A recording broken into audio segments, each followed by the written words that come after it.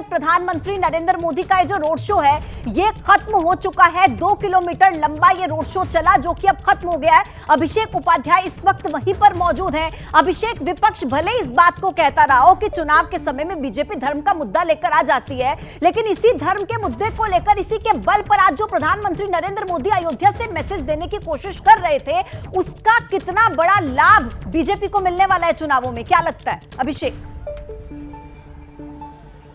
बिल्कुल, देखिए ये बड़ा मैसेज है और ये बड़ा मैसेज बीजेपी देने की लगातार कोशिश कर रही है। प्रधानमंत्री नरेंद्र मोदी का काफिला अभी भी यहां से निकला है और मैं फिर से आपसे कह रहा हूं कि ये सिर्फ एक रोड शो नहीं था, ये एक राजनीति का एक संदेश था। आप संदेशों का रोड शो इसे कह सकती हैं।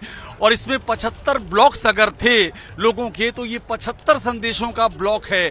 और ये संदेशों का जो ब्लॉक है, एक बार फिर से दिखाइएगा, ये तस्वीर दिखाइएगा इधर की किनारे की, जहां पर जाते हुए हम देख रहे हैं प्रधानमंत्री को जहां पर जाते हुए देख रहे हैं कि ये पूरा काफिला आगे की ओर बढ़ रहा है।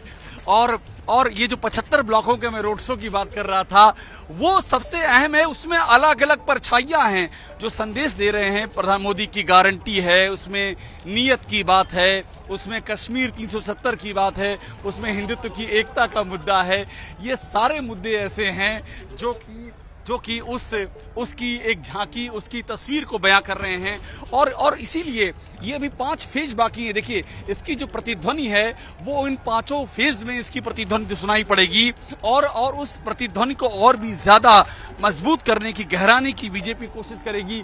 सामने ये हम लता चौक देख रहे हैं, इस लता चौक पर ये रोशनी की झालर दिखाई पड़ रही है।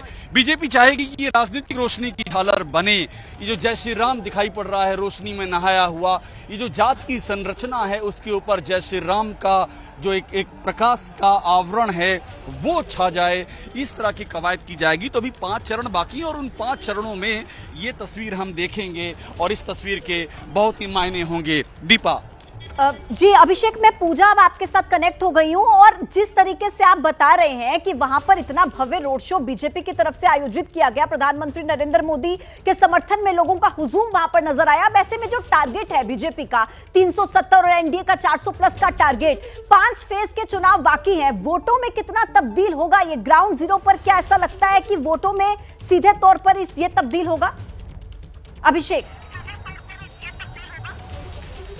देखिए तब्दील ये होगा या नहीं होगा ये तो 4 जून को पता चलेगा, लेकिन कवायद उसी बात की है कि इसको तब्दील किया जाए।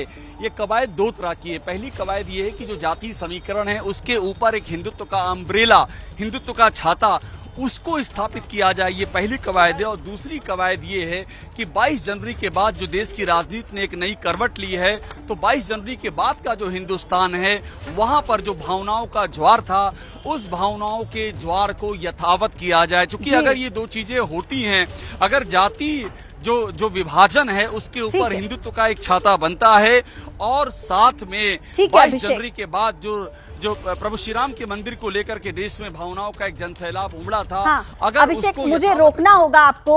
आपका बहुत धन्यवाद, वीरेश का भी शुक्रिया, आपने हर तस्वीर हम तक पहुंचाई और हर वहां पर क्या हो रहा है बारीकी के साथ हर जानकारी को हम तक पहुंचाया आपने। आप दोनों का बहुत बहुत धन्यवाद।